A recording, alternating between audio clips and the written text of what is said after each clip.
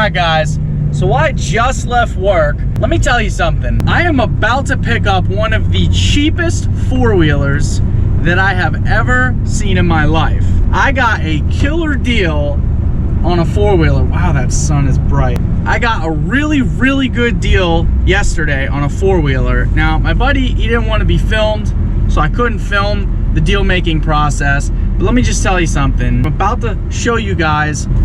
I'm gonna load it up on the truck. This is not only the cheapest four-wheeler that I've ever paid for, it is also not the worst shaped four-wheeler that I've ever paid for. So that's kind of a really good mix. I'm very excited to show you guys this four-wheeler. I know it's not like typical to the kinds of things that I work on the channel really, but I just thought it'd be something cool to have in my back pocket to do a project on. And I was kind of searching for something to do a quick video on this week for you guys, and this thing just kind of fell into my lap. So I took the opportunity and made a deal and picked it up. Well, we're going to pick it up now. Oh yeah, and don't let me forget, welcome back, Stupid Fast Nation. How are you guys doing today? So yeah, I'm almost there. I've probably got about 30 seconds till I pull up to this house. I'm gonna get out. I'm gonna show you guys a four-wheeler real quick. We're gonna load it up. We're gonna get it back to the shop. I definitely want to do a shop update for you guys. I don't know if I'll be able to squeeze it into this video or not, but I definitely want to show you guys the progress in the shop as well. I've been working really hard trying to get that thing in workable condition so that way I can do my projects and whatever I want to do out of that place. Because currently there's no power hooked up there or anything, so it's just a little bit difficult for me to do any work out of there. There she is, guys. Look at my dirty windshield. Holy crap. Cue elevator music.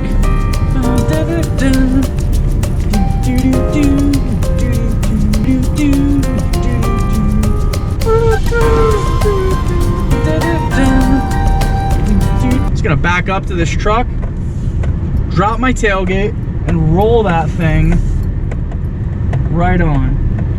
All right, let's get out and check this thing out real quick. Cue that cinematic.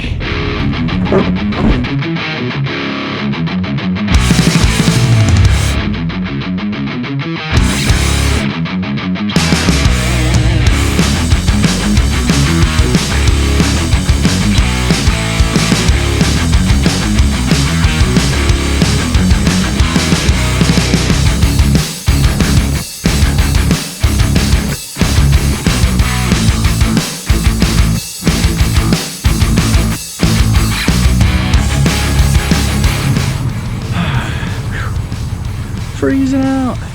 I dig it. Oh. You gotta back up just a little bit more yet.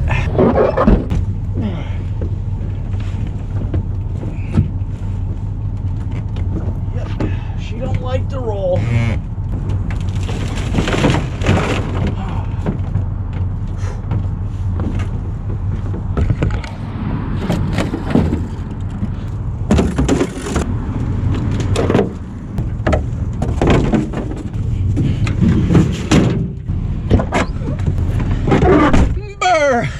Alright guys, so yeah, you can see behind me in the back of the truck, I have, now, my buddy, he didn't know what kind of four-wheeler he had, and I didn't dupe him or anything like that. Like, I was straight up honest with him. I told him, I said, this is a Kawasaki Mojave 250. It's a 250cc four-stroke. They're not an extremely sought-after quad. They're more of a like intermediate kids quad style four-wheeler. It's made for like the transition years for kids. It was the quad that when I was 13 years old, that's what all of us wanted, you know, because we were all stuck on all the little dirt bikes and stuff, and we wanted to transition up into something a little bigger. So yeah, it's not like a Banshee or a TRX 250R or anything like that. Like, people aren't really searching for these things or anything. So let me just go ahead and tell you, is if you didn't read the title of the video, I paid $80 for this four-wheeler. Now we're gonna get a really good look at it once we get it back to the shop and stuff. But let me just tell you, for 80 bucks, I mean, the rolling chassis was probably, I wouldn't say the rolling chassis is 80 bucks. It's rusted, the wheels are flat, none of the tires hold air, it doesn't roll freely, but I could make it worth 80 bucks very easily without putting any money, just a little bit of time and elbow grease into it.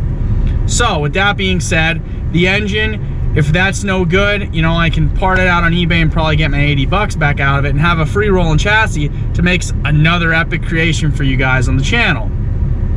But what I'd like to do is see if we can get it running, because if so, if we can get that thing running, I'll do something else very epic with it. So that's my goal. I'm gonna try and get it running. So stick with me. We're gonna take this thing back to the shop. We're gonna tear it apart and we're gonna see if we can get this thing to run. So stay tuned. All right, guys, so I just got back to the garage. We're gonna go ahead and get this thing unloaded and check it out real quick. Kind of hard to do this with one hand. Oh, damn it. There we go. All right, let's get her down. It's gonna be fun. She does not like to roll.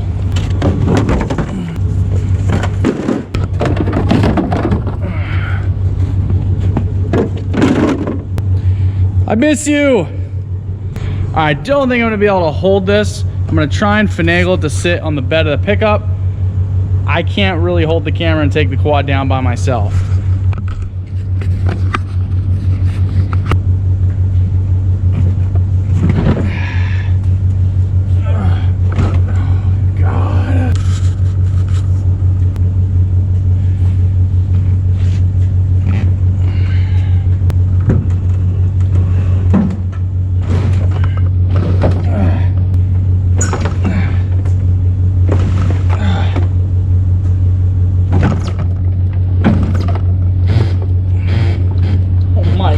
They don't roll at all.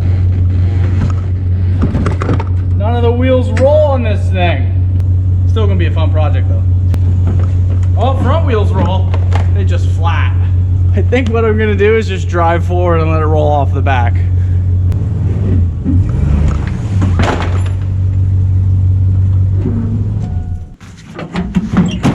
All right, so as you can see, this thing's not in ridiculously bad shape. I mean, it is pretty rough, but I think it was definitely worth the $80 purchase. You know, as you can see, there's a lot of damage to it. Let's take a quick look. All right, so taking a quick look at this thing without having a good battery or anything. Actually, I don't even see a battery. I don't even know if this has electric start on it, but I see the kicker here.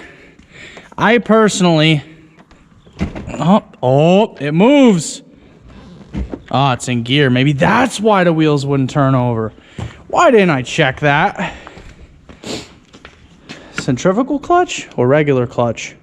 I think regular clutch. I have never owned a four-wheeler like this, so I'm assuming that it is clutch driven. I can't remember.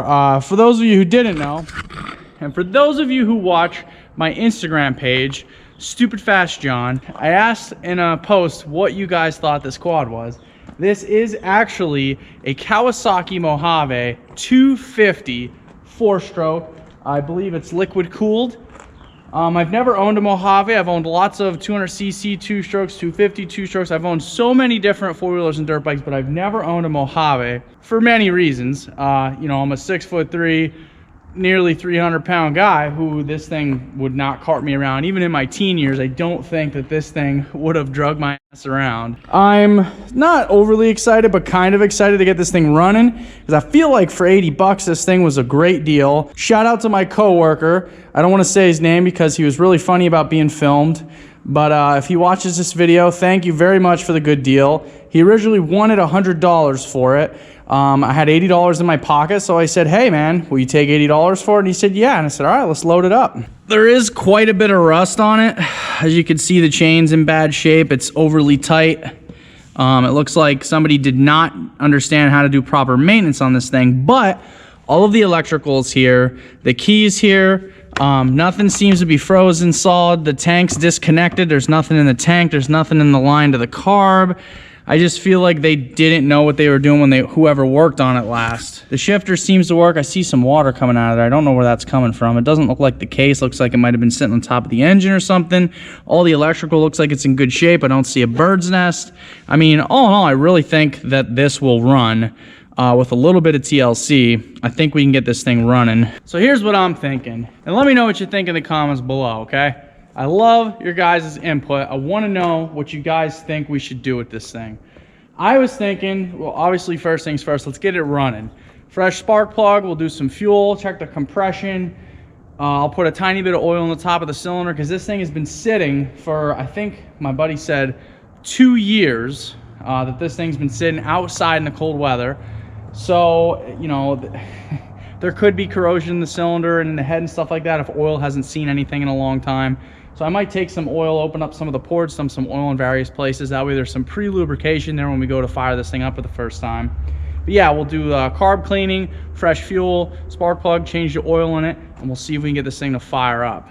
Also, let me get the other door open real fast. We'll do a really quick, stupid fast shop update. As you guys can see, it's extremely dark in here. You probably can't even see what's going on right now.